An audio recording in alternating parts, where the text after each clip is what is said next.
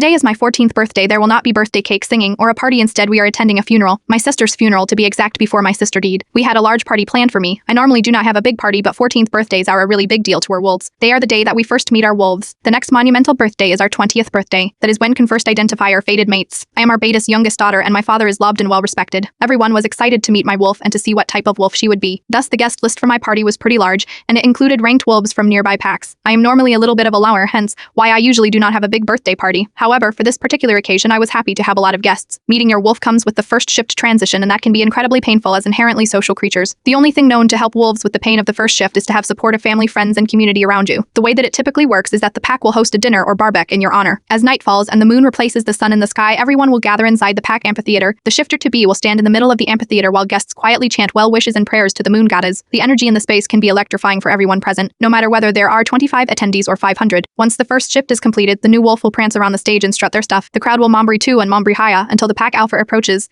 learns the new wolf's name, and introduces the wolf to the crowd. The new wolf will also swear his or her allegiance to the pack and to the alpha, allowing the wolf to mind link with other pack wolves. Finally, the new wolf and any guests old enough to shift will go for a pack run. The whole process is incredibly special and exciting. As you might imagine, Hinor is also an important part of the party planning process. Each shifter gets to decide the decorations and party theme that will be used for their party. If more than one wolf turns 14 on the same day, the wolves can either agree on a theme or split the party into parts that they can individually decorate. The pack Luna will then work some sort of magic that somehow blends the individual areas into one cohesive theme in the center. My birthday is in October, and despite how large our pack is, I am the only one born on that day. I love having an October birthday because my favorite season is fall for my Hyour. I had picked flowers and decorations in rich fall colors, including deep oranges, reds, and greens. Unfortunately, none of my party decorations will be used, or rather, none of my decorations will be used for me. As I mentioned, we are holding a funeral today instead. My oldest sister Stephanie died this morning. Pack and religious tradition dictates that we must hold funerals within 24 hours of death. Because Stephanie died shortly after midnight, her funeral must be held today. All food and trotter set aside for my birthday party was therefore immediately diverted for the funeral. Thankfully, my fall truff colors were sufficiently somberish to work. All decorations that seemed relatively a mihir, happy, celebratory, or that mention me have been removed. Pictures of Stephanie have now been placed on tables and podiums,